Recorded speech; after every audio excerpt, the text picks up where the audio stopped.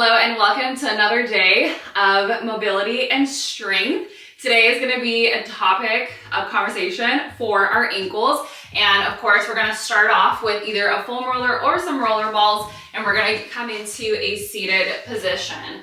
A lot of the times our feet, our ankles are connected to our sore / tight calf muscles, so we're going to start off by rolling out your calves. So we're going to come into a nice seated position. We're going to be either your hips down all the way onto the floor, or you can lift your hips up for a little bit more of a intense sensation. But again, we're going to roll up and down until we find a nice position. It's going to look exactly the same with the foam roller. You're just going to have it right underneath both of your legs. Or if you want to make it more challenging and you want to find a little bit more resistance, you can go ahead and bring one leg at a time, crisscross over each other. And again, same rules apply, 30 to up to 90 seconds, minimum of 30 seconds for the 10-second muscle fascia lining to release, and then the 20 seconds of the blood flow to kick back into the area. And we're gonna continue on with our soles of the feet. So this one, depending on where your tension, your pain lies, it might feel quite intense, but we want to be rolling on either your ball of the foot, your heel, or towards your toes. So wherever your tension may be, we want to make sure we're rolling through it. And if it's too uncomfortable to a point where you actually feel some numbness or tingling, that is an indication of a nerve. And so we do not want to feel that. So return away from. Please don't, if you do start to feel nerve pain, meaning numbing and tingling sensations, you want to definitely come out of it. So please do not continue it if you do start to feel it. But anyways, we're going to go ahead and roll into a comfortable position where you feel the most tender spot. And from here, we're going to go ahead and just hold it down. So do not move. Just keep on holding it right here. Nice deep inhale through the nose and deep exhalation out through the mouth here. Nice. And once you come out of this one, we're gonna be going right back into our side lying position, and we're gonna also hit the sides of our legs, which is also known as the peroneal. So this one tends to be very, very intense. So please just, breathe through it. But there's a little bit of a different way you can get into these. So you can either come into this position with the back knee bent and the forward knee or leg extended, and you can do it this way. You can lift your hips up and move forward and backwards until you find a nice spot, or you can just keep your hips down. And if you already feel this in that nice lateral line, just holding it down, you can also flex and extend through that leg and just hang out here. And again, once you find a good spot, just hold it here for a minimum of 30 seconds, or you can stack both legs up. You can lift all the way up, and with the balls it's a little bit trickier, but you can definitely do it, and just holding it in one spot. And again, you can also do this with a foam roller, so it's gonna look exactly the same thing. The peroneals are definitely a little bit easier with a larger surface area, but if you can do it with the balls, perfect. And again, holding for a minimum of 30 seconds here.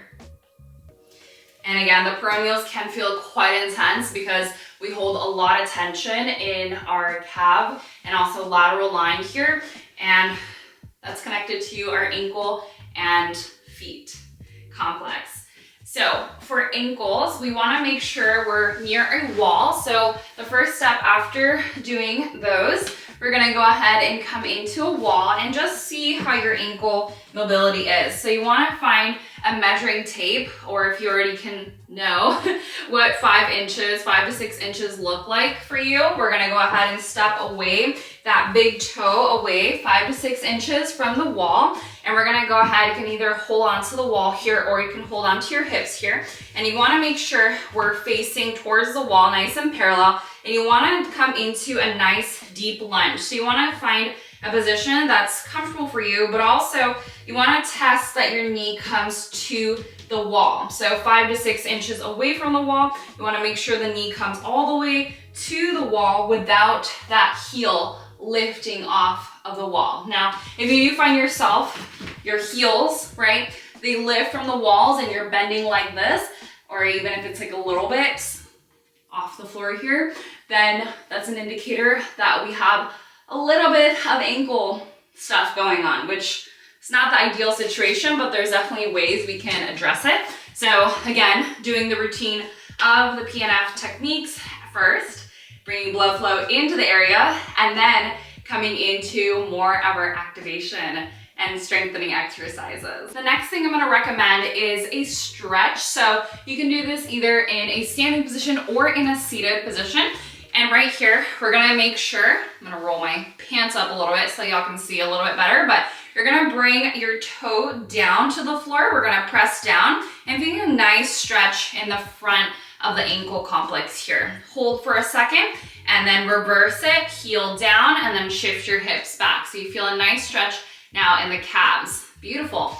Inhale forward, really extending through the front line here and feeling that toe releasing down, and you're gonna feel the front of the leg releasing deeply, and then exhaling to shift your hips back and feeling the back side of your leg really activating and stretching at the same time as well. So you're gonna come into this stretch, and again, 8 to 10 reps.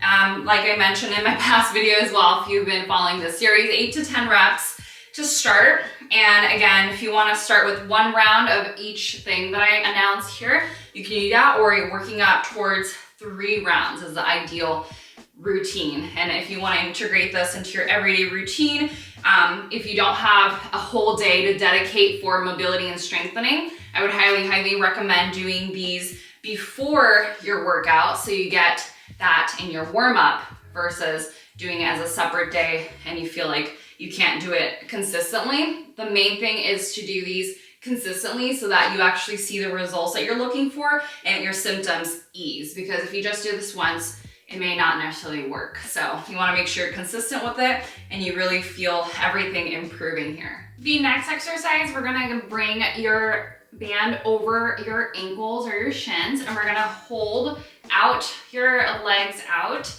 to the side, and at the same time we're going to come into a deep squat. Again, you can have the option to bring a weight with you, but I'm doing this for body weight, and we're inhaling on the way to the bottom and then exhaling to lift up. And here you want to make sure you feel everything in the middle of your foot, not all the way in your toes or your heels, just in the center. Really focusing on driving your knees out wide so you really feel the lateral side working, and we're strengthening not only through our posterior chain, but you're gonna feel the sides also strengthening where we rolled into our peroneal muscles today. If you feel comfortable with a band, again, you don't have to use the band if you don't have one. You can keep the band on, holding in your lowest squat, and if you feel that your squat depth is not there and you're here, no worries at all. Everyone's squats are gonna look different, but if you are in a gym setting or if you have somewhere where you can grab a hold onto a side, this is not really the ideal holding, but y'all know what I mean, it's like a steel thing, and you can hold it, and you can hold it at the bottom position. And you can also go ahead and rock side to side as well to engage more of the sidelines, and showing this here, we can rock side to side here, pushing your elbows out to the side and getting a little bit deeper into your ankle mobility and ankle movement. So you can again look like this and still do it side to side, but making sure you're in a really good squat form where your legs are and your hips are coming back behind you and you're breathing through it. It can feel quite intense if your hips are also quite stiff, which I will be covering in the next video as well.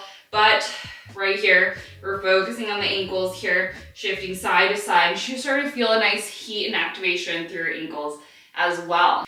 And of course, if you are talking about ankle mobility, you also want to strengthen the calves, and I don't need to be the first person to tell y'all that you need to do calf raises, etc. If you're at home, you can do a simple calf raise like so. You can even do some calf raises one leg at a time, just in the air with the support of the wall, etc., etc.